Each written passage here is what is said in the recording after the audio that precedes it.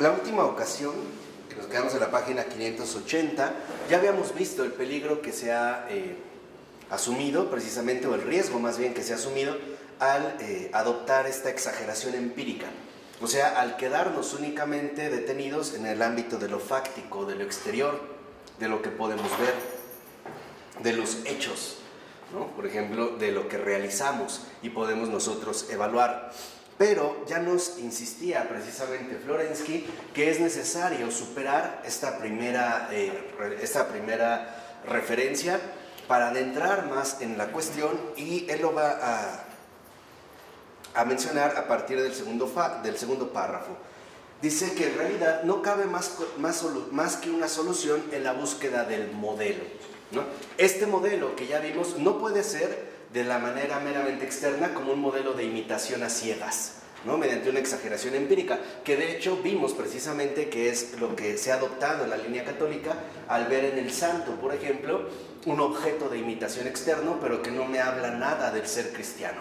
O sea, que se queda como en el ámbito empírico, pero que no alcanza la experiencia ontológica o la experiencia religiosa.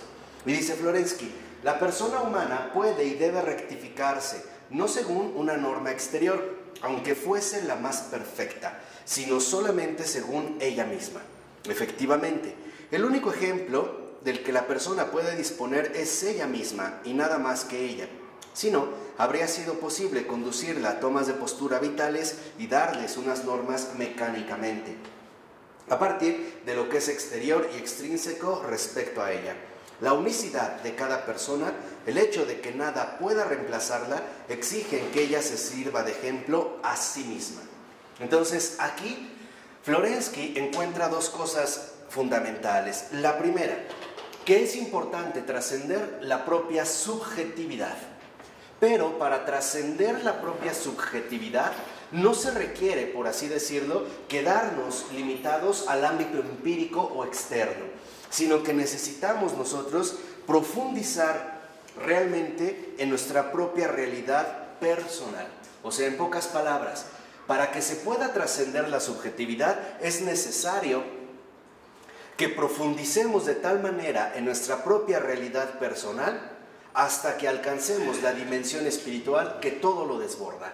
Esa es la trascendencia. O sea, finalmente aquí lo que hace Florensky es recordarnos, en último término, que la experiencia religiosa del cristianismo no consiste en buscar modelos externos para imitarlos, o como decía el Papa Francisco, ¿no? Poner caras de santos de estampita, no así como medio raros de afuera, no, sino trascender la subjetividad alcanzando esa profunda dimensión espiritual que cada persona tiene. O sea, entendemos entonces dos cosas también. Primera, que la santidad no es un mecanismo. No se puede llegar mecánicamente a ser santo. O sea, si yo me propusiera un programa de imitación, por ejemplo, de la regla franciscana, no por eso yo garantizo mi santidad. La santidad no es, en este caso, más que reconocer que mi realidad subjetiva no es, digamos, la única línea hacia la cual yo debo tender, sino que hay un trasfondo, hay un principio más fundamental de toda mi existencia. Y este principio más fundamental de toda mi existencia es precisamente la dimensión espiritual. Entonces, aquí lo que vemos es que para Florensky no se trata de anular la subjetividad, se trata de trascender la subjetividad, de no quedarnos, en pocas palabras, limitados a nosotros mismos, sino que podamos finalmente alcanzar una dimensión verdaderamente profunda, metafísica, de nuestra propia existencia. O sea, que no nos queramos fugar hacia una realidad exterior, sino que comprendamos, en pocas palabras, que la vocación de cada persona se encuentra profundamente arraigada en sí misma. Por eso es que la santidad no se puede imitar. La santidad solo se puede aceptar. O sea, si por imitación únicamente entendemos seguir una especie de programa externo o empírico, mecánico, que no nos iba a conducir a ningún lado. Por eso dice a continuación el texto: si la persona necesita un modelo que la haga salir de sí, ¿cómo va a convertirse ella misma en su propia norma? O sea, el modelo finalmente no es un modelo exterior, un modelo empírico, un modelo fáctico, o sea, un modelo que sería un hecho meramente externo, sino que el modelo es, por así decirlo, la base ontológica de toda persona. O sea, el modelo profundo que cada persona posee. Y este modelo profundo no es más que su imagen y semejanza, que es en lo que hemos estado insistiendo ya en varias clases. Por eso lo que dice Florensky, 3 renglones abajo, es muy concreto. Dice, para volverse santo hace falta ser santo.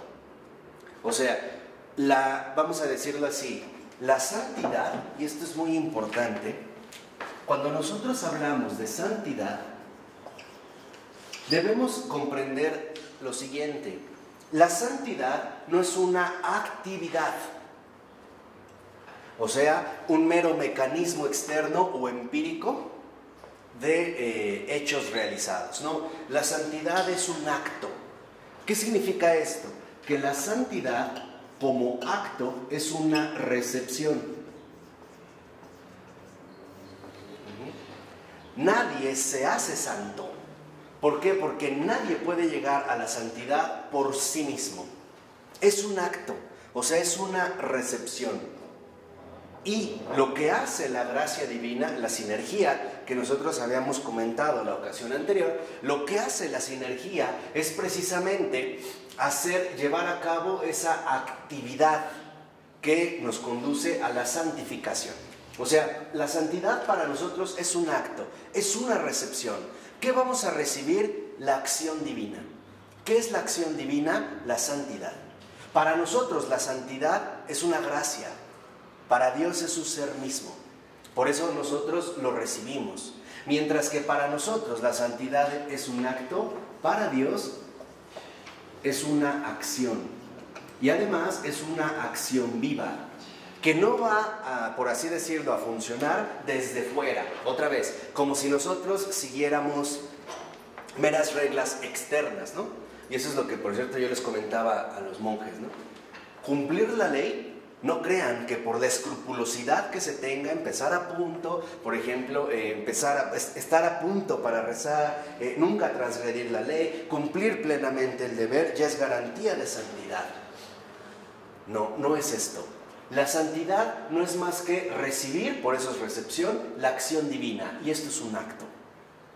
Por eso nosotros estamos llamados, como decía Florensky, no a hacernos santos, sino a ser santos. ¿Y cómo se llega a ser santo? Recibiendo, abriéndose a la acción viva de Dios en mi vida. Ese es el proceso el que precisamente está mencionando en este sentido Florensky. O sea, para hacerse santo hay que recibir la acción del santo de los santos. Su gracia, su espíritu, su configuración, su presencia. O sea, en pocas palabras, todo aquello que precisamente nos va a abrir. Por eso esta recepción es una apertura espiritual.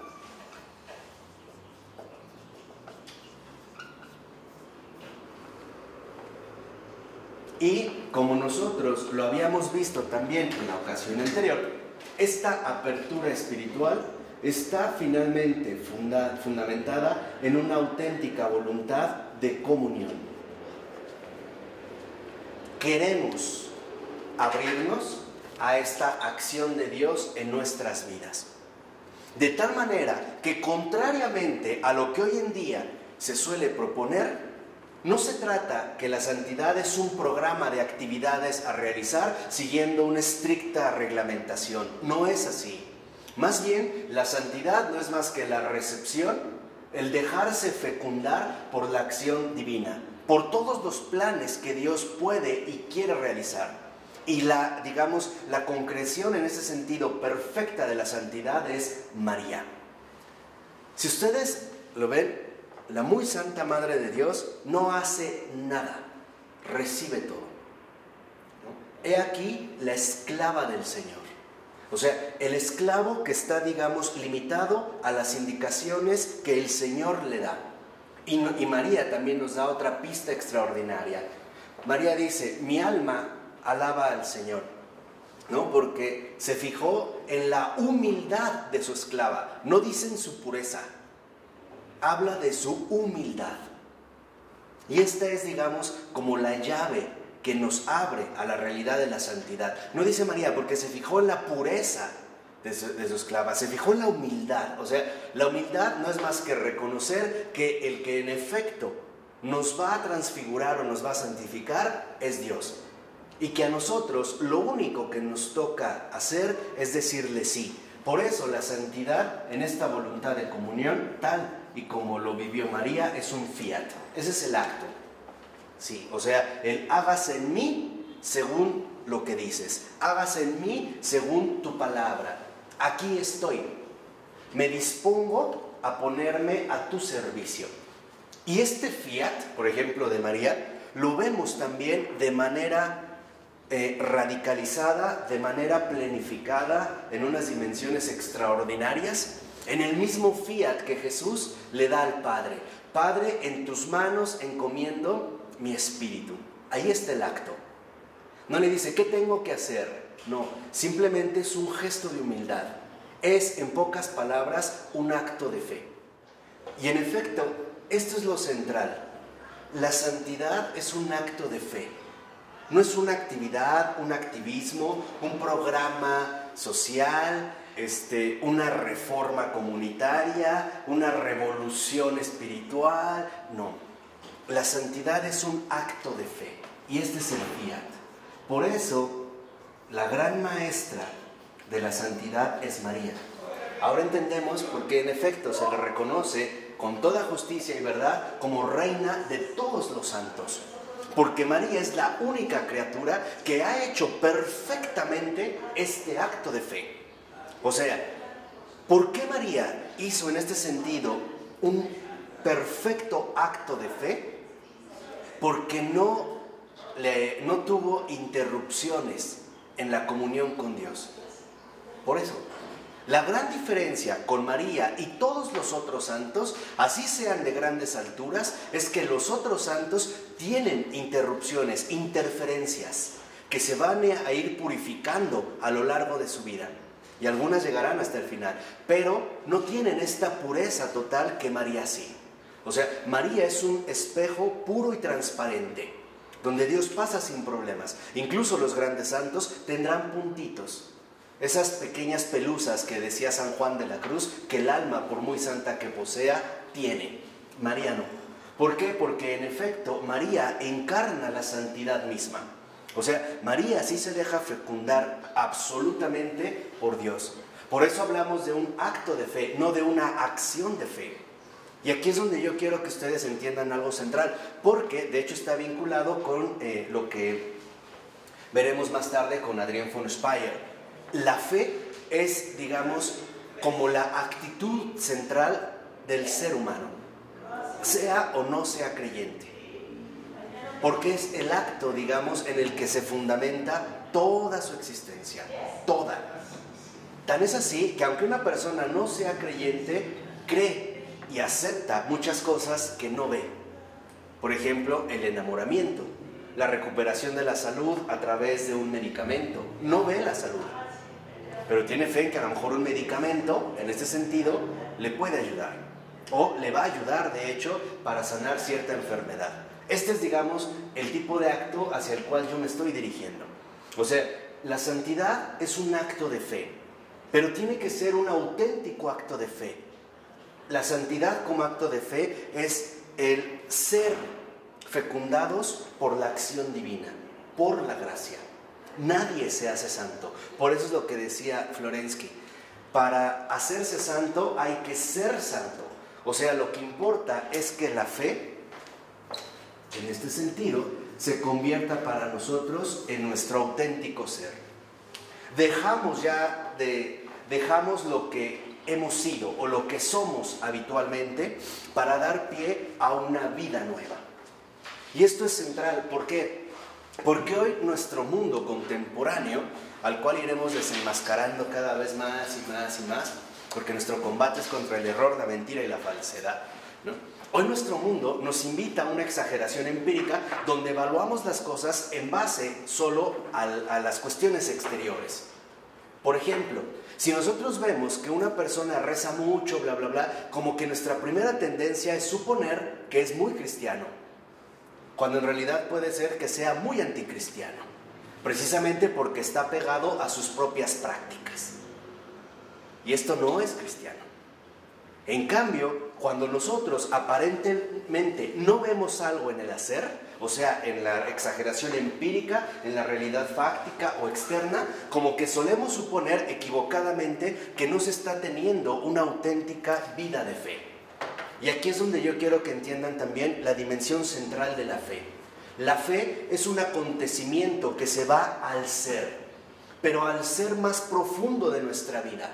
Por eso, cuando uno realmente se decide a este acto de fe, cuando uno se decide por la santidad, nosotros la podremos ir detectando poco a poco en los efectos que traerá consigo. O sea, en los cambios de comportamiento, de pensamiento, de actitudes, de enfoque, de inteligencia, de sensibilidad, de lenguaje, etcétera, etcétera, etcétera. Porque es tan profundo que involucra la renovación total de la persona. Así que, aunque una persona, lo que les estoy diciendo es que, aunque una persona no sea exteriormente llamativa, no significa que tenga una profundísima vida de fe. Porque en último término, la fe, en este sentido, como santidad, no es algo que se nota a la primera. Es algo que va emergiendo poco a poco. Es la parábola que el Señor decía del reino de Dios. Es como la semilla que el campesino siembra y no sabe ni cómo ni cuándo crece. Pero cuando ya nota, ¿qué decía el Señor en la parábola? ¿Se acuerdan? Cuando él se da cuenta, ya brotó, pero no supo cómo ocurrió. Bueno, ese es nuestro acto de fe. Por eso yo les decía que la oración es justo el cumplimiento de las palabras de Jesús. En la oración lo único que le decimos a Dios es: aquí estoy. ¿Cómo va a ir creciendo esta semilla? No lo sé. ¿Qué consecuencias se van a extraer de ahí? No lo sé. ¿Qué voy a esperar de este acto? No lo sé. Solo Dios que lo sabe. A mí no me toca determinar ni cómo ni cuándo. Lo único que me toca a mí es hacer este acto de fe en una verdadera sencillez, en una verdadera humildad. Por eso es que la base fundamental de la santidad es la humildad. Sin humildad no hay nada, ni santidad, ni virtudes, nada. La madre de todas las virtudes es la humildad. El suelo del que brotan las múltiples flores de las virtudes es la humildad. Es la humildad de reconocer y aceptar que Dios es el verdadero protagonista de mi santidad. Por eso aquí yo también quisiera hacer ya una corrección muy seria. Ya no tenemos que estar hablando de santos, otra vez, como si se trataran de objetos de imitación exterior, ¿no? Sino que tenemos que recuperar y hablar, por lo tanto, de la santidad. La santidad como un acontecimiento vivencial. ¿Por qué? Porque la santidad es la auténtica experiencia cristiana. Eso es lo realmente fundamental del cristianismo. Por eso yo les he insistido ya desde hace mucho tiempo que el cristianismo no es ni un código moral perfecto, ni un reglamento jurídico impecable. No es ni un simple humanismo, una filantropía, una regla moral perfecta. No es esto. El cristianismo es una experiencia sobrenatural. Y esa experiencia sobrenatural es la santidad. Y ahora, el punto está en que hoy nosotros no hablamos de la santidad por falta de fe. Fíjense qué curioso. ¿Por qué por falta de fe? Porque hoy nos miramos tanto a nosotros mismos que ya no creemos que Dios sí es capaz de hacer milagros. Y por eso como que, por ejemplo, cuando a alguien le planteas algún punto a lo mejor sobresaliente, el perdón, dice, no, eso es para los santos. Pero lo que en realidad eso se expresa es otra cosa más grave, y ese es un hábito que debemos aplastar. El hábito de no tener fe en la omnipotencia de Dios. No creemos que de verdad Dios hace cosas extraordinarias. No sé si se entiende lo que estoy diciendo, porque es fundamental. O sea, no le tenemos por qué tener miedo a la santidad. El que le tiene miedo a la santidad no cree verdaderamente en Dios, no tiene fe en Dios, porque entonces solamente se sigue mirando a sí mismo. ¿Cuál es el propósito de estos cursos? ¿De qué? Ser mejor. La santidad. Y esto no es más que una profunda renovación de la realidad cristiana. A lo mejor todavía no lo contemplan bien, pero la magnitud de estas pláticas que damos, y no es porque las dé yo, es por lo que el Señor da para compartir a los demás, tienen de verdad unas implicaciones extraordinarias porque van a la raíz. O sea, es como una renovación total, una conversión total. Y Florensky nos los dijo al principio, para acceder a la verdad hay que sufrir mucho. Para ser santos hay que sufrir mucho más. Pero acuérdense que no era el sufrimiento usual, exterior. No era el lastimarse a sí mismo o degradarse como, ay, pobre insecto de mí, machaca tu cuerpo, reprime tus sentidos, pisotéate. No es esto. O sea, es el sufrimiento de renunciar a uno mismo. Y eso sí duele. O sea, el reconocer en humildad que hemos estado en errores graves, y yo ya les expliqué por qué. Porque básicamente llevamos 2 siglos de ausencia católica arrastrando, que por diversas razones se dieron, que ahorita será muy largo de explicar, pero que se pueden detectar. ¿Y esto a qué llevó? A que se dieran filtraciones en todo nuestro entorno cultural. Estas filtraciones, al no venir de la iglesia de la verdad, venían de cualquier otro lado, y era obvio, si la plaza queda vacante o el lugar, pues alguien más lo va a tomar. Y lo tomaron. Especialmente lo tomaron 2 corrientes, el protestantismo y el judaísmo. Y son la herencia que hoy en día nosotros tenemos. Esta herencia, a lo largo de todo este tiempo, estamos hablando de 2 siglos, en efecto, nos ha ido como heredando o configurando en modos de pensar que no vienen del cristianismo, incluso en rutinas emocionales que tampoco vienen del cristianismo. Por eso es que en estos momentos nuestro combate, nuestra lucha cristiana es doble. 1, detectar de dónde viene el error, para reconocerlo. Y 3, anularlo con la verdad. Esa es, digamos, la doble tarea que hoy en día precisamente se está realizando. Entonces, tenemos muchos esquemas que definitivamente son equivocados. Y de verdad son equivocados. ¿Y cómo nos damos cuenta de que son equivocados? Porque no nos están llevando a esto. Al contrario, la están bloqueando, la están eclipsando. Por eso ahí nos damos cuenta de que no son correctos. El Señor nos decía, por sus obras los conoceréis. Entonces, si los estamos conociendo, debemos de entender qué es lo que está obstaculizando la santidad. ¿Por qué? Porque la santidad es la auténtica experiencia cristiana. No hay otra. Ahora, lo que yo les decía, la santidad ya no la vean como algo donde se hacen milagros, bilocaciones, se tienen visiones. Esta no es la santidad, esos son los adornos de la santidad. La santidad es la creencia plena en que Dios existe y me abro y me entrego a Él. Esa es la santidad. Esa es la santidad. Por eso les decía, hoy es muy común que la gente diga, no, yo no soy un santo. Pero decir no soy un santo es porque ahora estoy evaluando las cosas desde mi propia perspectiva, o sea, desde mi propia humanidad. Y esa es una tergiversación moderna. Ya no ponemos en primer lugar a Dios, sino a nosotros mismos. Y Jesús nos responde, lo que para el hombre no es posible, para Dios es posible. O sea, ¿por qué? Porque para Dios nada es ¿qué? Imposible. De tal manera que ya quiero, por favor, que dejen de ver la santidad como un programa exterior, ¿no?, de reproducción mecánica. Si me paro a tal hora, si como tal cosa o no como tal cosa, si hago esto, si no hago aquello, entonces me voy a hacer un santo. No es cierto. ¿Por qué? Porque lo que nos dijo Florensky, y es en lo que he insistido bastante, es que la santidad no es más que la realización de un plan insospechado por los hombres. ¿A través de quién? De la persona que le dijo sí. Hágase tu voluntad. Por eso es tan importante para nosotros entender la profundidad de hágase tu voluntad. Todas estas estructuras, Luis, tienen base. O sea, lo que quiero que entiendas es que no es que estés mal por ti mismo. sino que nacemos en todo un contexto histórico-cultural bien complicado. Y hoy el contexto en el que vivimos está saturado, infestado de errores y de equivocaciones. Dentro también del cristianismo, no somos inmunes.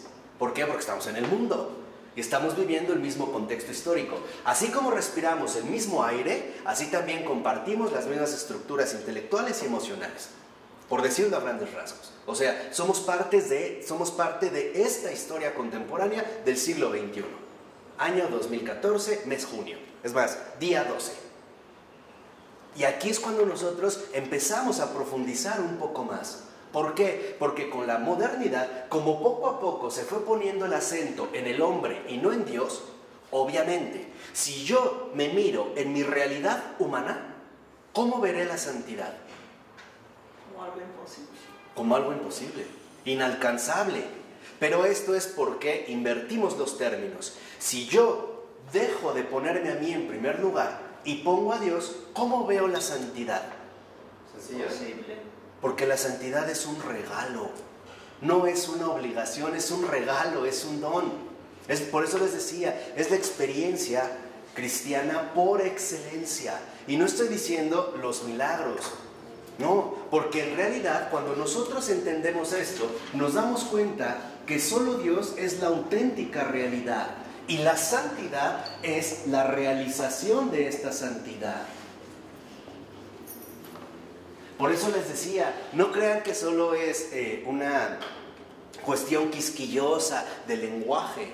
Es que yo también les insistí, lo que me enseñó Wittgenstein, la forma en la cual hablamos involucra la forma en la cual vivimos. Aquí vimos, para nosotros la santidad es un acto, para Dios es una acción. Dios es la realidad, para nosotros la santidad es una realización, pero es una realización que, vuelvo a insistir, ¿quién la lleva a cabo? ¿Nosotros o Él? Él. Por eso es lo que yo les decía. Y aquí sí, también aprovecho para hacerle una pequeña objeción a un filósofo contemporáneo francés, vivo aún, que se llama Jean-Luc Marion. Así que, señor Marion, si en algún momento me escucha, él escribió un libro que se llama Siendo Dado, y habla precisamente de la donación. Y es verdad, todo lo que dice de la donación es cierto. Pero lo que no es cierto es que el principio generador de la vida sea la donación. No es la donación. Al menos yo he descubierto otra estructura más profunda. Antes de la donación está la iniciativa. Porque la donación solo se da si alguien tomó la iniciativa de que esto se realizara. Y esto le corresponde ¿a quién? A Dios. Después de la iniciativa viene la recepción. Nadie puede dar lo que no tiene.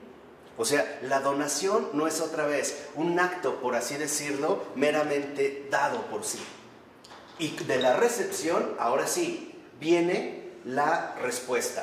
O, por así decirlo, viene, ahora sí, el cumplimiento de esta recepción. O lo que podríamos llamar el testimonio. Pero lo que quiero que vean es que antes de la donación, este fenómeno de la donación no es el principio hondo de lo que aquí se está dando, es la iniciativa. Y esta iniciativa viene de Dios, o sea, profundizar más incluso en la realidad de la donación para entender que la donación se da a este nivel, no a este nivel. La realidad misma de Dios es donación, sí, pero es donación porque antes de darse hay una iniciativa, y esta iniciativa es un sí. Dios es el sí por excelencia. Es la afirmación a la apertura, ¿no? La afirmación al enriquecimiento, a la comunión, a la Trinidad misma. Y esto es fundamental, ¿por qué? Porque debemos de entender que en efecto la santidad no es una carga pesada, y el Señor nos lo dijo: mi yugo es suave, mi carga es ¿qué? Ligera. Esa es la santidad. No tenemos que verlo como un esfuerzo titánico. Acuérdense cuando Florensky nos explicó muy bien la diferencia entre el héroe y el cristiano. El héroe cree todavía que lo tiene que realizar por sus propias fuerzas. El cristiano sabe que Dios lo va a realizar aunque él no tenga fuerzas. Esa es la gran diferencia. No tenga nada. Que no tenga nada, no necesita tener. Lo que necesita es ser. O sea, pasar del tener al ser. Por eso les decía que es un acontecimiento mucho más primigenio de lo que hoy en día solemos establecer. Lo que ocurre es que con este énfasis empírico, la santidad se empezó a ver como un programa exterior de pulcritud moral. O sea, la santidad como el cumplimiento de las más altas virtudes. Pero nunca nos dijeron, por ejemplo, que estas virtudes solo son posibles si se está viviendo la verdadera comunión con el Señor.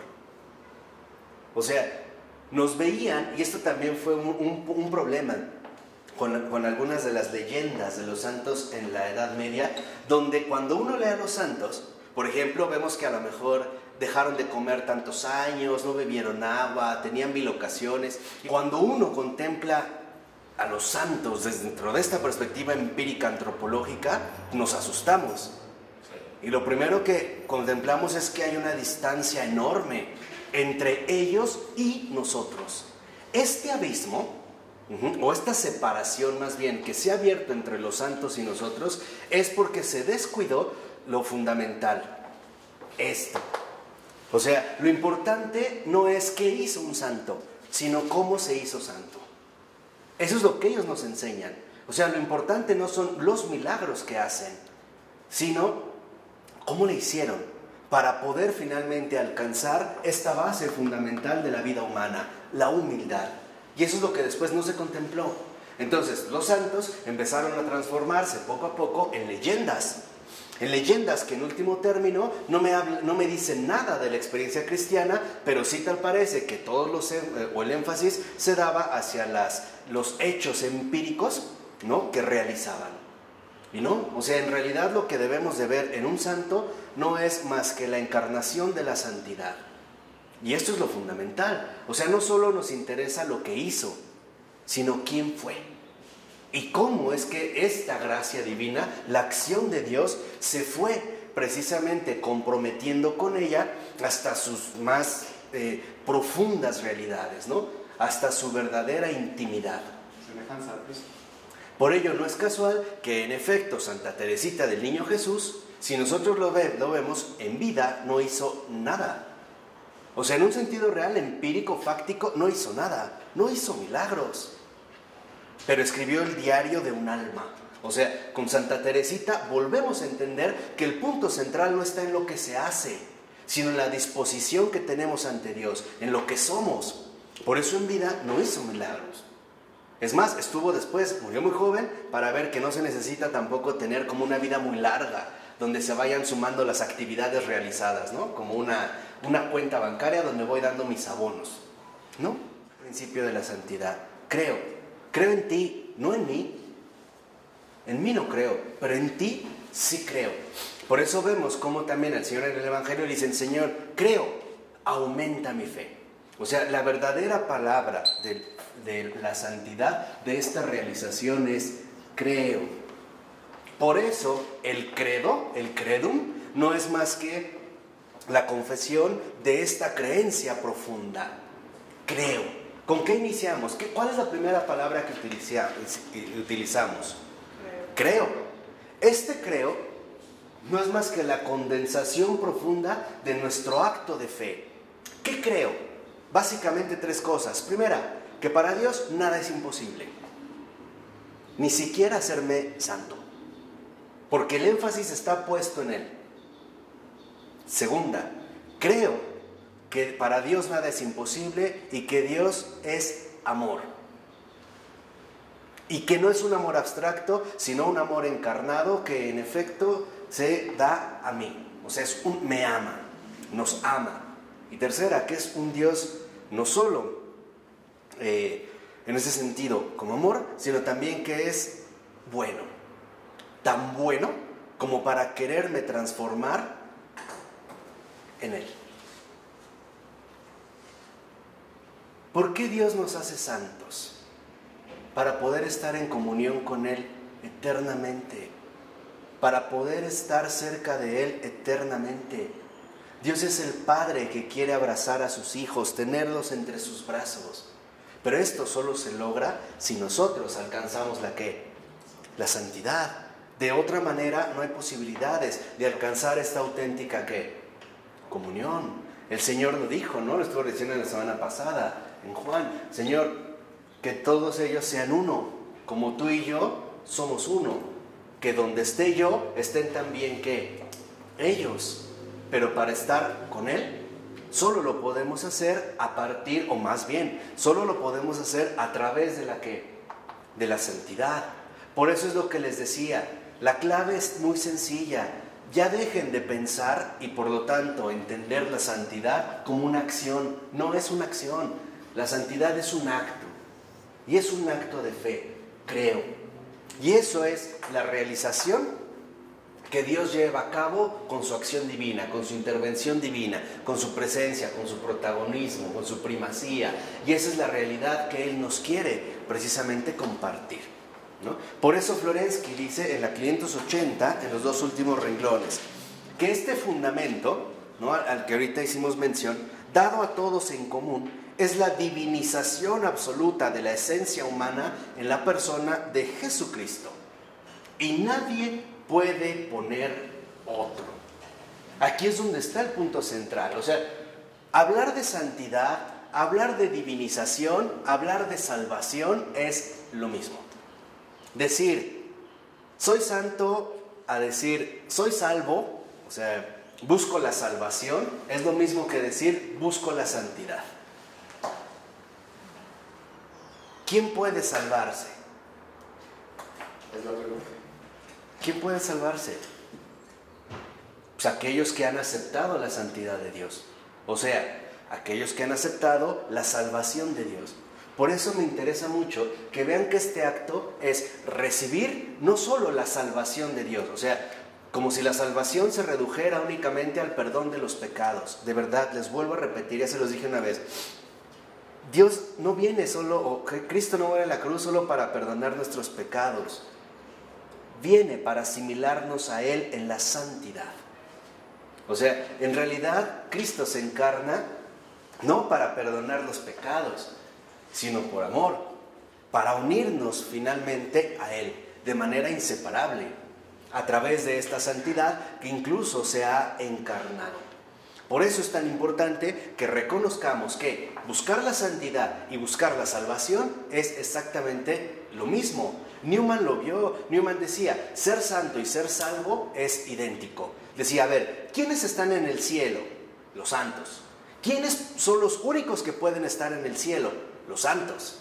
¿Quiénes los que se salvan? ¿A dónde van? Al cielo. Pues para entrar al cielo solo lo pueden hacer si son ¿qué? Santos. Entonces, es lo mismo. Entonces, por eso es lo que les decía, no lo tenemos que ver precisamente como algo separado. Por eso ahora debemos de entender que este acto de fe pleno no es a un Dios desconocido, invisible, sino es un fiat a algo muy concreto, a Jesús. O sea, al Hijo de Dios. Este es el fundamento sólido que va a sostener nuestro acto de fe. El creer que Él es el Hijo de Dios, que es Dios mismo, que conoce al Padre, que Él era la palabra que estaba junto a Dios y era Dios. O sea, es poner toda nuestra entrega en Él. Esa es la santidad. Decir creo, en este sentido, es idéntico a decirle a Dios, me entrego a ti, confío en ti, creo en ti, me doy a ti. Aquí estoy, ¿no? Me pongo a tu disposición. No te veo, pero creo en ti. Y después, en este mismo crecimiento, ya no solo es creo en ti, te amo. Ya es otra dimensión, ¿no? Y donde iremos creciendo. Por eso dice a continuación, pero la libertad de cada uno determina el carácter, es decir, lo que es construido encima. Este fundamento, revelado por Cristo en cada uno de nosotros, es el punto de unión, el principio de la salvación, la imagen de Dios, limpiada del pecado original. Ahora fíjense, lo que quiero es que profundicen más todavía. ¿Por qué Jesús nos perdonó los pecados? Porque también lo hizo. ¿Por qué era lo que obstaculizaba nuestra recepción de la qué? De la santidad. O por ponerlo de esta manera, antes de servirnos una comida nueva, había que lavar el plato. O incluso hacer un plato nuevo.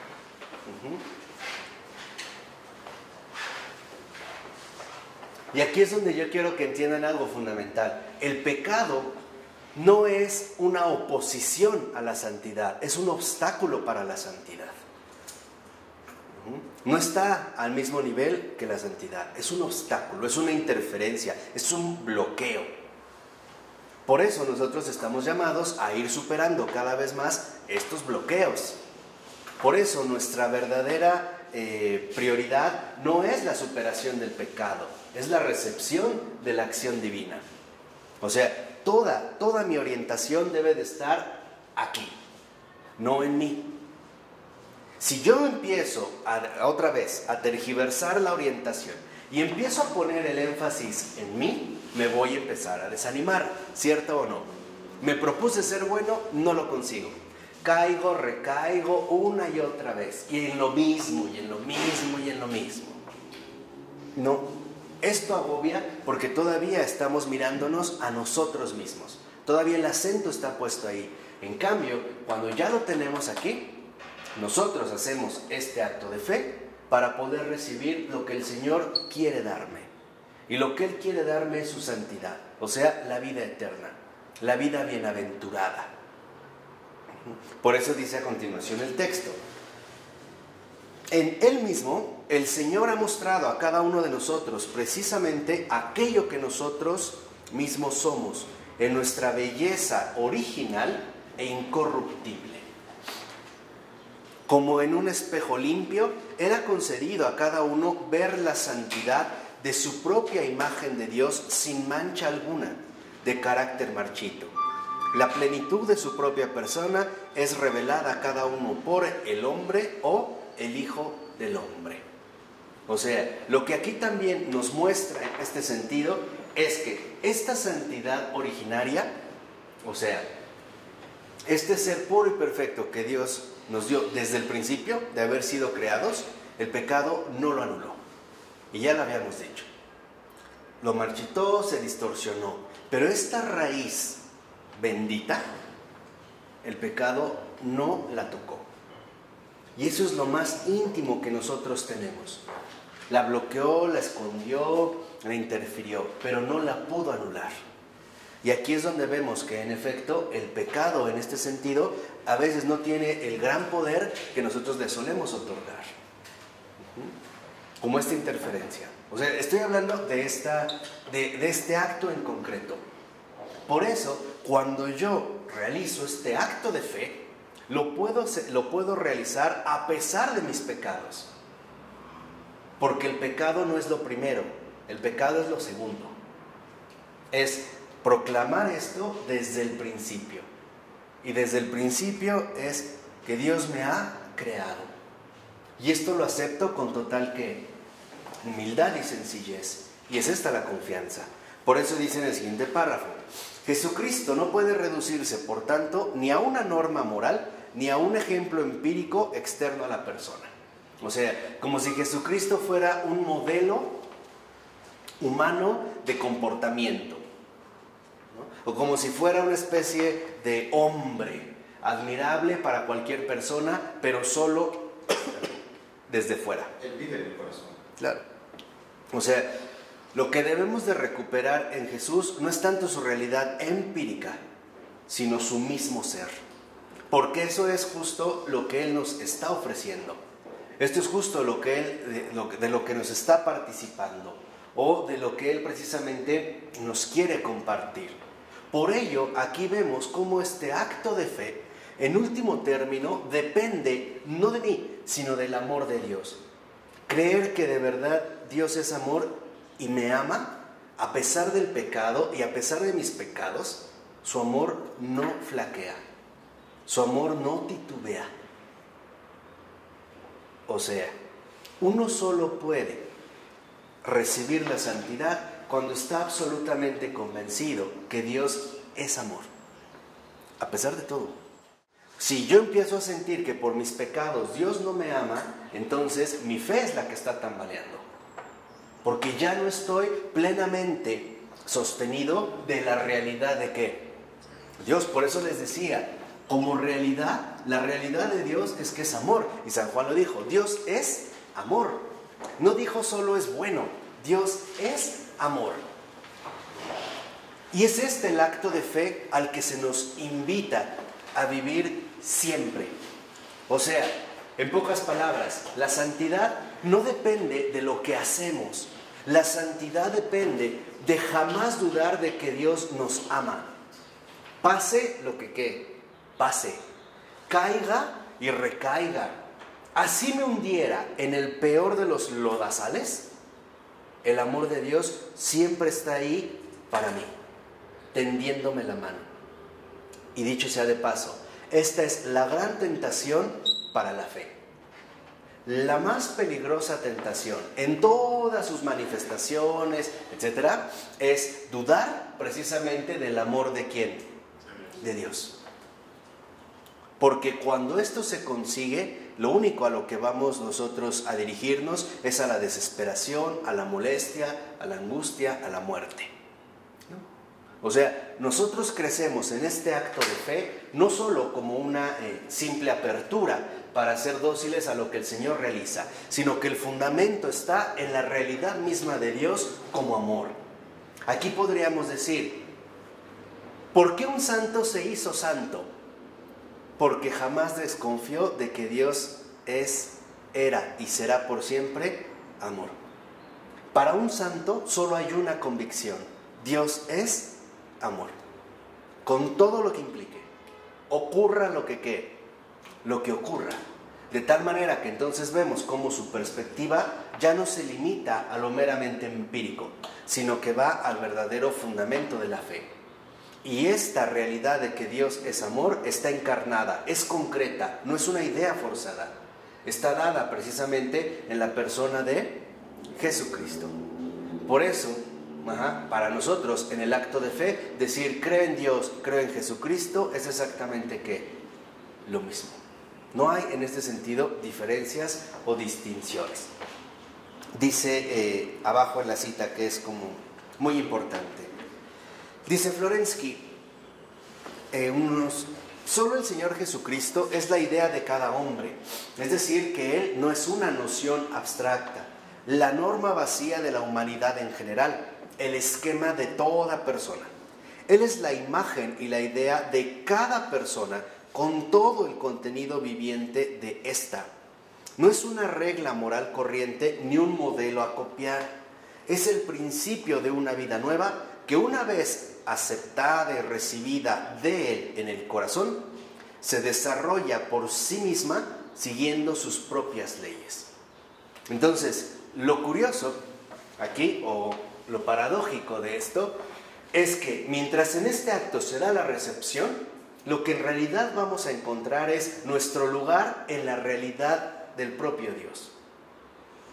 O sea, es curioso, no es algo que nos va a dar de afuera, sino que en realidad nos está nuevamente reconduciendo al lugar que ocupamos dentro de la realidad misma de Dios. Esta realidad que es justamente la realidad de la ¿qué? De la santidad. Por eso para nosotros la santidad como acto es un proyecto, es una promesa. Es una promesa que Dios va a cumplir. A pesar de ¿qué? De todo. A pesar de las maneras que se dieran o a pesar de las situaciones que se realizaran, en Él está recayendo precisamente la realización de esta misma realidad. Encontramos nuestro lugar en Dios mismo. Y esto es lo que hace Jesucristo. Viene por nosotros para finalmente incorporarnos a su propia realidad divina. ¿Por qué? Porque ese es el lugar que a cada uno de nosotros corresponde. Cuando uno encuentra este lugar, cuando uno realmente vive esta realización, lo primero que vemos son varias cosas, pero lo más llamativo es que la santidad no tiene reglas fijas, no es un esquema, no es una receta de cocina, donde 3 huevos, medio kilo de harina, 2 gramos de mantequilla, no.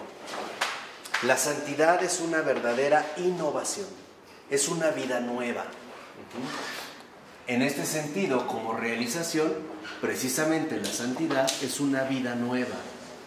¿Quién va a poder determinar lo que de ahí va a brotar? Nadie.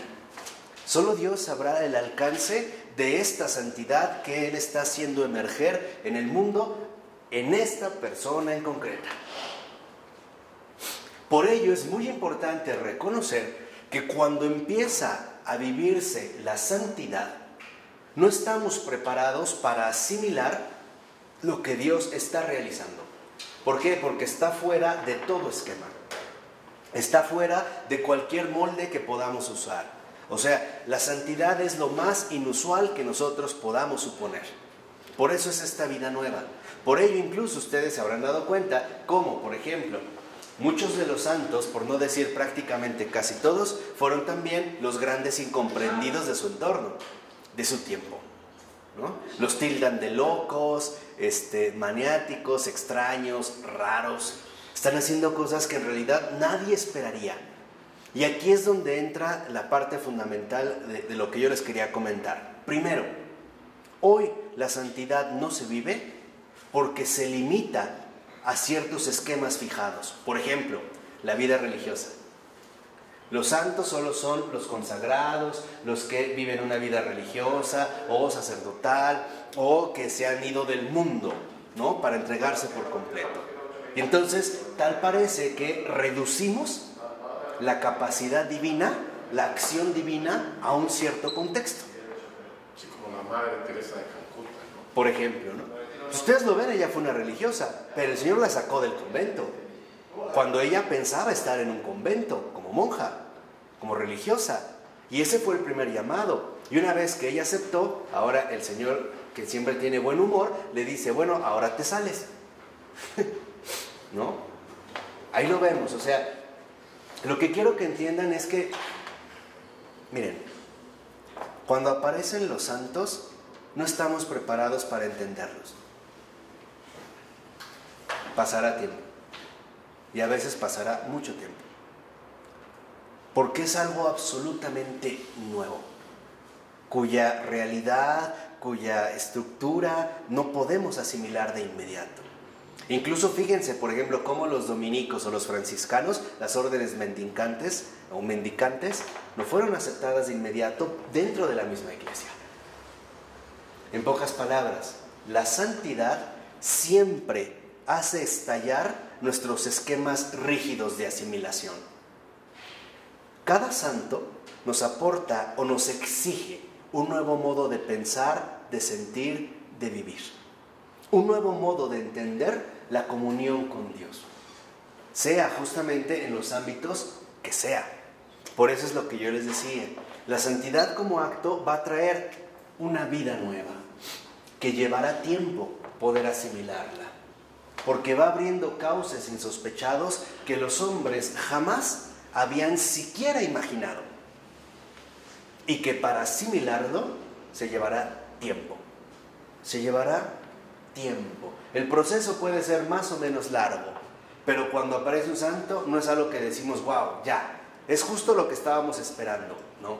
Más bien, tal vez, cuando aparezca un santo, lo que vamos a decir es justo lo que no estábamos esperando, justo lo que no esperábamos.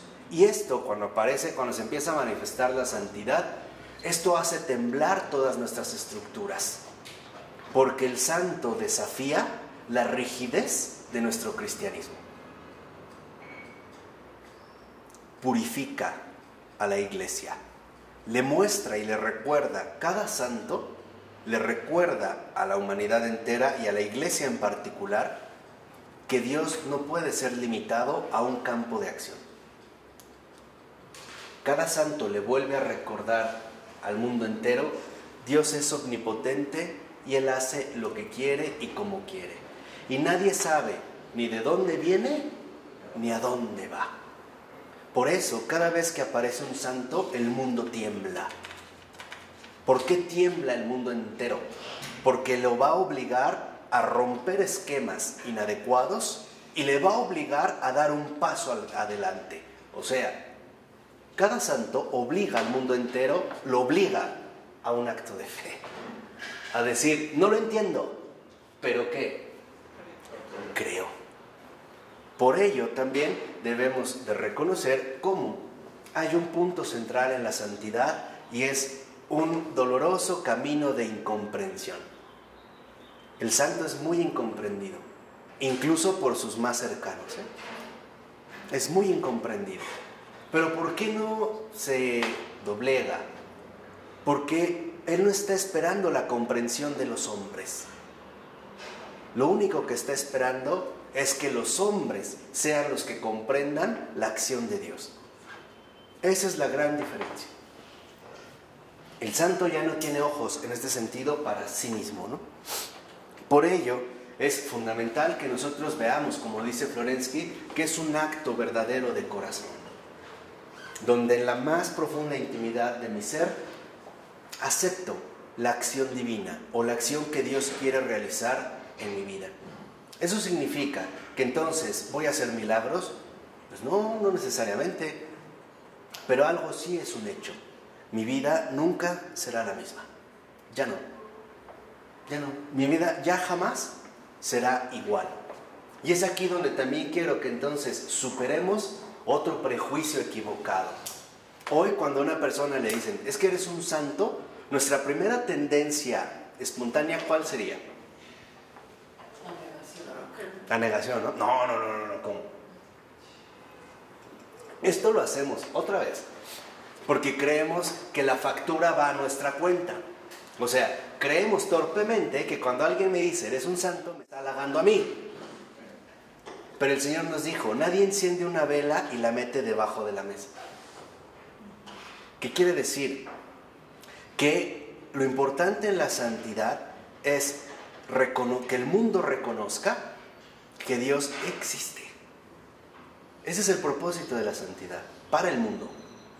Si alguien te dice, eres un santo, tú lo único que debes responder es, ¿verdad que Dios existe? Porque esa es la orientación del santo. Eres un santo, ¿verdad que Dios existe? ¿Notas algo raro aquí? ¿Verdad que Dios existe? O sea, es una luz. El santo también es como la mano de San Juan Bautista, que cuando ve a Jesús lo señala, ¿no? Dirige toda la atención hacia Él. Ese es el Cordero de Dios. ¿Verdad que Dios existe? O sea, darnos cuenta que en este sentido, a veces nosotros hemos como negado o como desvalorado la santidad nuevamente, porque no la estamos remitiendo a Dios mismo. Por ello San Bernardo decía algo extraordinario, ¿no? Decía, no está mal que presumas lo que tienes. Lo que está mal es que lo presumas como si no lo hubieras recibido. Esto sí. O sea, no adoptemos ya falsas humildades. Eres un santo, eres un ángel. ¿Verdad que Dios existe? Tú estás notando algo raro. ¿Verdad que Dios existe? ¿Te sorprende? Sí, a mí también. Sí, ¿no? Créeme, el más sorprendido es uno mismo, ¿no? Se supera uno. El que uno lo está viviendo es el que tiene más claro que eso no viene de él. O sea, está clarísimo. Ahí nadie lo engaña, ¿no? Nadie lo engaña. O sea, remitir nuevamente toda nuestra atención aquí. ¿Por qué? Porque esta es la auténtica realidad, no esto. El problema con el énfasis o la exageración empírica es que nos salimos de la realidad para darle un peso equivocado a la ¿qué? A la realización. Mira lo que hacen los santos. Cuando la pregunta fundamental es no qué hacen, sino cómo son. ¿Cómo son profundamente? ¿Cómo son interiormente? ¿Qué los guía en su ser? ¿Cuáles son los criterios de ser o los modos de ser que ellos han adoptado? Ahí es donde empezamos a descubrir esta auténtica santidad. Así que nada de decir un santo no, porque otra vez, eso es no tener una verdadera fe ¿en quién? En Dios. Esa es la respuesta, eres un santo, ¿verdad que Dios existe? Reconducir nuevamente este acontecimiento a su raíz fundamental. Por eso dice a continuación Florensky, no solamente conservando su libertad y su singularidad, sino además adquiriéndolas de nuevo y perfectas, el hombre recibe una vida que transforma por su propia fuerza, o que según la parábola, y cita Mateo y Lucas, en el caso de Mateo, capítulo 13, versículo 33, Lucas, capítulo 13, versículo 21, hace fermentar su persona empírica, su harina, conforme a la imagen de Dios en él. Entonces, ¿qué es la santidad? La encarnación de la realidad de Dios en la naturaleza humana. Esa es la santidad. Eso es lo que hemos tratado de expresar a lo largo de esta clase. La encarnación de la santidad de Dios en la realidad humana. La encarnación de la santidad de Dios, o de la realidad, perdón, la encarnación de la realidad de Dios en la naturaleza humana. En la naturaleza humana, o en la esencia humana. Esa es la santidad. Por eso les decía, en realidad y de fondo, la base es un acto, no una acción. Aquí nosotros podemos ver simplemente por qué hoy se obstaculiza la vivencia de la santidad, o sea, la experiencia cristiana. ¿Por qué hemos confundido torpemente los términos?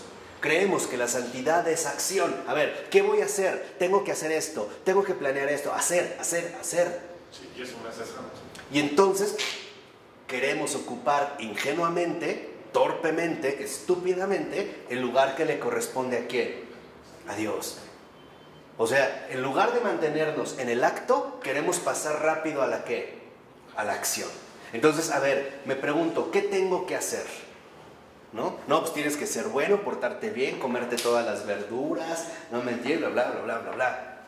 Lo importante no es no mentir en este sentido pleno de la realidad empírica, sino ser veraz, vivir la verdad, que es de hecho a lo que nos llevan los mandamientos.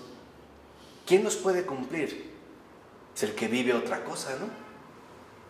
¿Quién no miente? Pues el que vive la verdad. ¿Quién no codicia a la esposa de su prójimo, a la mujer de su prójimo? Pues el que vive la fidelidad, ¿no? ¿Quién ama verdaderamente a Dios? Pues el que no está atrapado por los ídolos, etcétera. O sea, esto es, digamos, lo que de fondo está de por medio. Por eso les decía, la santidad no es ni un programa, ni un esquema, ni una receta. La santidad es un acontecimiento. Y es un acontecimiento divino. Es la divinización que el Señor va llevando a cabo. Y aquí es donde a veces tenemos que romper justamente los esquemas habituales a los que nos vamos adoptando. A los que nos vamos adaptando. Lentamente, progresivamente, pero fielmente. Un ejemplo claro de esto, para que vean cómo se van rompiendo estas estructuras, lo podemos ver con el Papa Francisco. Justamente el Papa Francisco nos está recordando que la verdadera santidad no depende del cumplimiento de un protocolo. No es esto lo que lleva a la santidad. Lo que realmente lleva a la santidad es permitir con humildad que Dios realice su ¿qué? Su acción. Y si esto a veces va a involucrar ser la burla de los hombres, ni modo. Ser incomprendido entre los hombres, pues ni modo. Y aquí es donde entonces encontramos la valoración de la santidad. El santo tiene esta convicción. Pequeño a los ojos de los hombres, inútil, poco productivo, tonto o ingenuo, pero grande a los ojos de Dios. ¿Notan la diferencia? Pequeño, insignificante a los ojos de los hombres, pero grande a los ojos de Dios. Le dicen su santidad, y esto es muy, muy hermoso, porque es como un recordatorio de lo que tiene que ser un papá. Por eso dicen su santidad. Es como decirle, no te olvides lo que tú estás llamado a hacer, porque tú eres la cabeza de la iglesia. Y de esta cabeza depende todo el rebaño. Cuando alguien le dice su santidad, el problema es que se redujo como a un mero título de protocolo, ¿no? Como si a alguien le dijeran, por ejemplo, monseñor o no sé qué. A mí no me gusta mucho esto. ¿Por qué? Porque se quedarían en meras etiquetas humanas o sociales. Pero yo creo que el fundamento, si tú ves, por ejemplo, el Papa Francisco es SS, Francisco, su santidad. Cuando alguien le dice su santidad, lo que le está diciendo es, no te olvides a lo que te llamó Dios a este mundo. a ser santo. Y a hacernos. No, claro, pero o sea, es como yo creo que el recordatorio providencial de su misión fundamental, la santidad. Por eso no le dicen Señor Santo, su santidad. Y por otra parte también es como un delicado cuestionamiento, ¿no? Como una especie de reclamo suave. ¿Su santidad? ¿Cómo va? ¿Sí entienden esa otra parte? ¿No? A ver, ¿y su santidad realmente la está viviendo? ¿Cómo la está manifestando? ¿Cómo la está transmitiendo al mundo? ¿Su santidad está realmente visible? ¿Está a la luz o no? Por ejemplo, ¿en qué consiste la gran santidad de mi maestro Joseph Ratzinger, Benedicto XVI? En su inteligencia. Esa es su santidad. Una inteligencia que estuvo dispuesta a recibir toda la riqueza que el Señor le quisiera mostrar. Ahí está su santidad. No necesita hacer otras cosas. Por eso es que no necesitaba ser como tan llamativo. Porque aquí lo que nosotros, por ejemplo, podemos distinguir es que si ustedes se dan cuenta, en el caso, por ejemplo, de Benedicto XVI, y no es casual que ahorita estén los dos juntos, él nos mostró la santidad intelectual.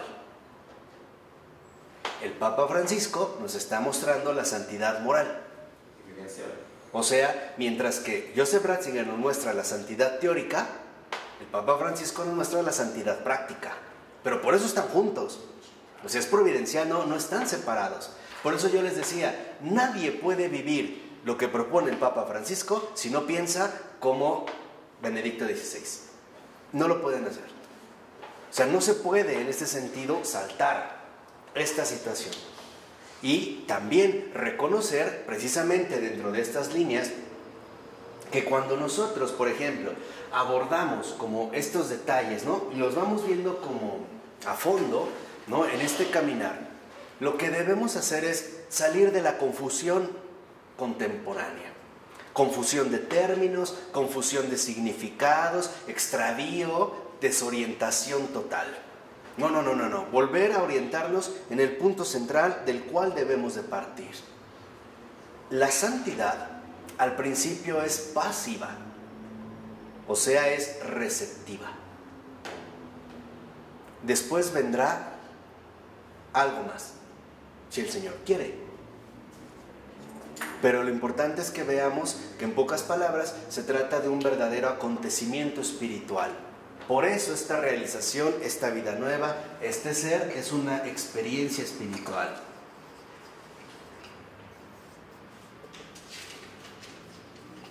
Y es esta experiencia espiritual la que estamos llamados a vivir cada uno de nosotros que nos decimos cristianos.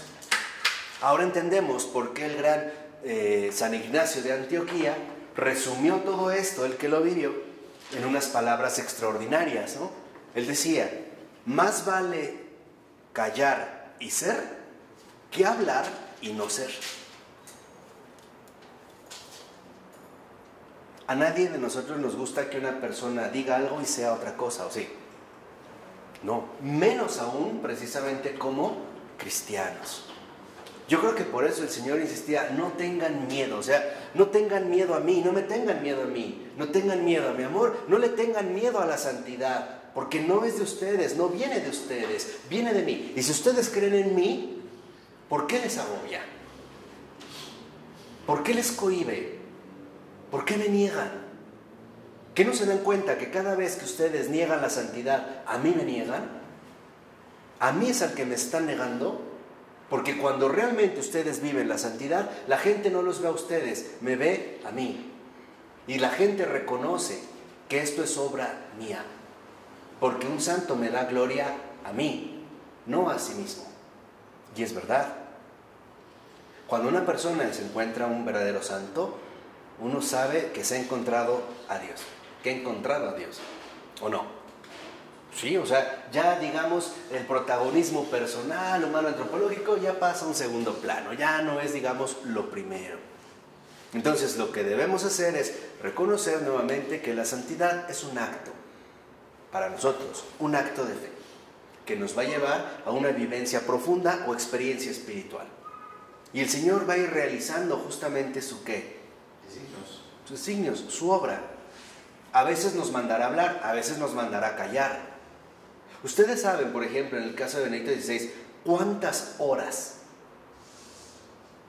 hay detrás de sus escritos? De lectura, de estudio, de oración, de reflexión, de dedicación, de compromiso. Años. Años.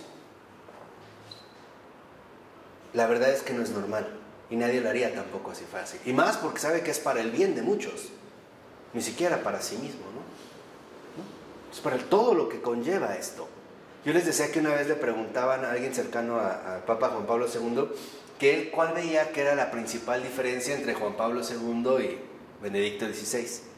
Y le dijo, lo principal es que Juan Pablo II oraba mucho. Bueno, Benedicto XVI ora mucho más todavía. Y no se ve. ¿O sí? No se veía. Es lo que les decía. ¿Por qué? Porque no depende de lo que nosotros vemos empíricamente, o sea, de lo que vamos a evaluar visiblemente, sino que nos vamos a empezar cada vez nosotros a configurar en esta experiencia espiritual a la vivencia de lo invisible. Empezaremos a hacer visible lo invisible.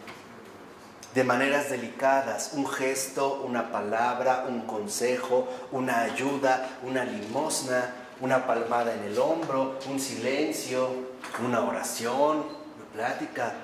El invisible empezará a tomar visibilidad. O sea, se empezará finalmente a encarnar. ¿De qué depende?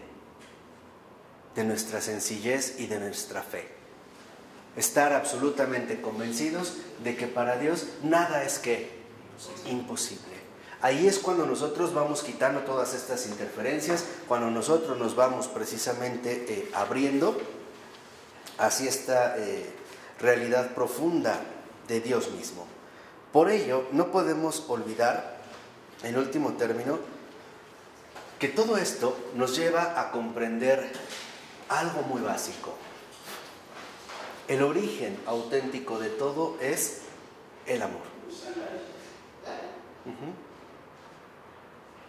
Y este amor, precisamente, es lo que permite que la santidad sea posible en una criatura humana. Débil, pequeña, poco constante, traidora, si quiere, pero creada por Dios.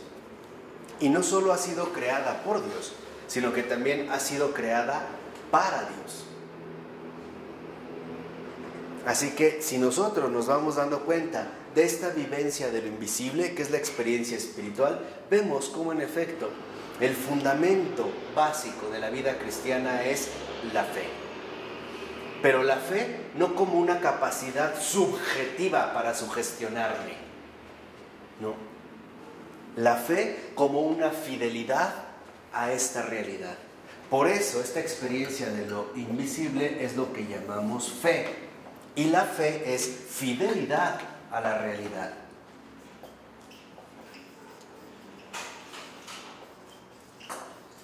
A la auténtica realidad.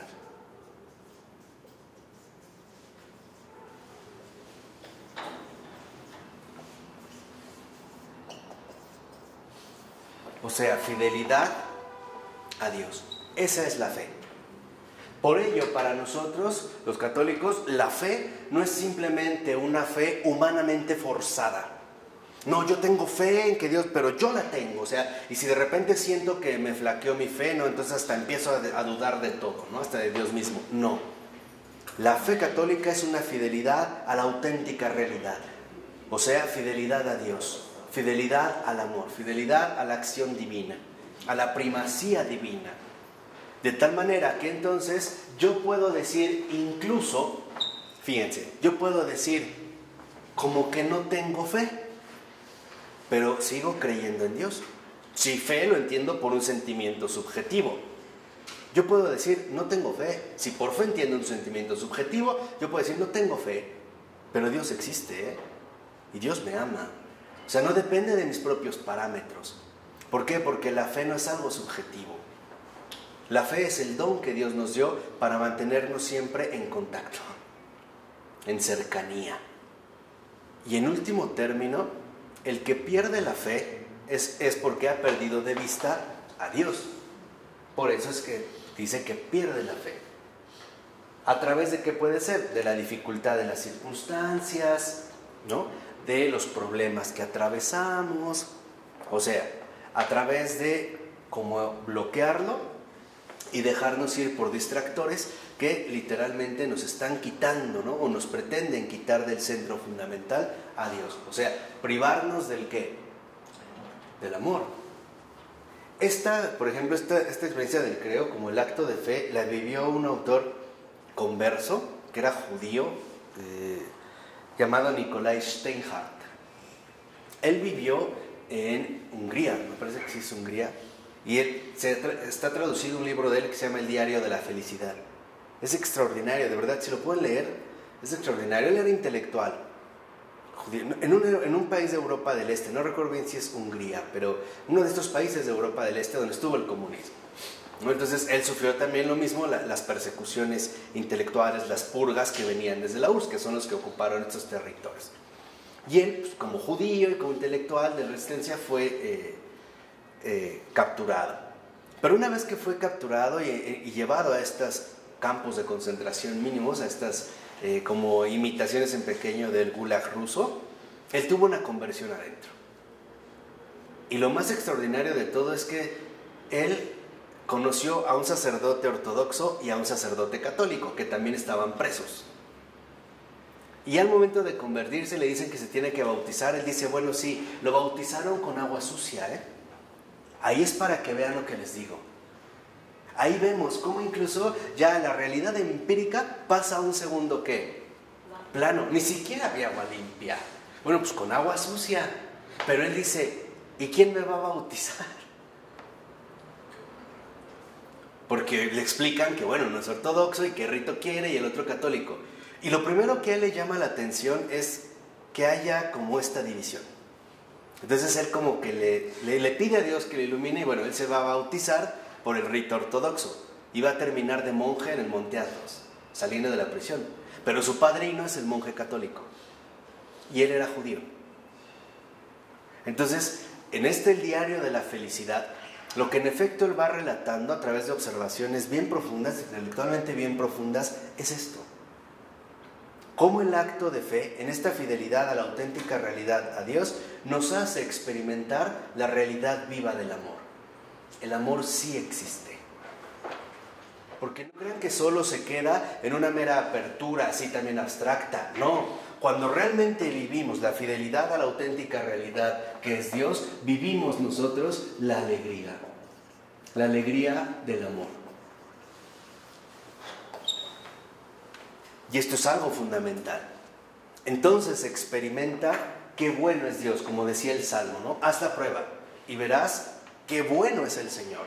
Esta bondad dulce o esta dulzura amorosa que el Señor nos transmite. Es el único que puede hacer estallar nuestro corazón de alegría con su divina intervención. Para que entiendan también ya que la santidad no es un camino de amargura, así como como grisáceo, como de aburrimiento, tedio, ¿no? Llorar y llorar y llorar. No, el santo llora, pero así como llora mucho de dolor, también llora mucho de alegría, y eso es lo que lo va sosteniendo.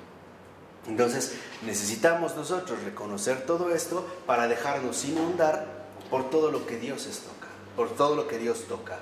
¿Por qué? Porque Dios es bueno. Y esta es la bondad que va a ir manifestando en el alma humana. Por ello, dice en la 583, a partir del cuarto renglón, cuando está hablando de esta santidad, del ser santo, dice, no es posible más que por la experiencia, por una comunión personal, escrutando sin cesar el rostro de Cristo, buscando en el Hijo del Hombre su propio sí mismo auténtico, la propia humanidad verdadera. Y dice en el último cuarto renglón: fuera de su contemplación en Cristo, de sí misma y de su hermano, nuestra conciencia camina a ciegas, se atormenta en su agitación desorientada, presa de una angustia sin salida. O sea, para nosotros tenemos ya un modelo concreto y encarnado que es Cristo. Es Cristo justamente el que nos ayuda a no extraviarnos en meras idealizaciones falsas o el ilusionismo que tanto también, como ya lo habíamos visto, combate y el propio Florensky.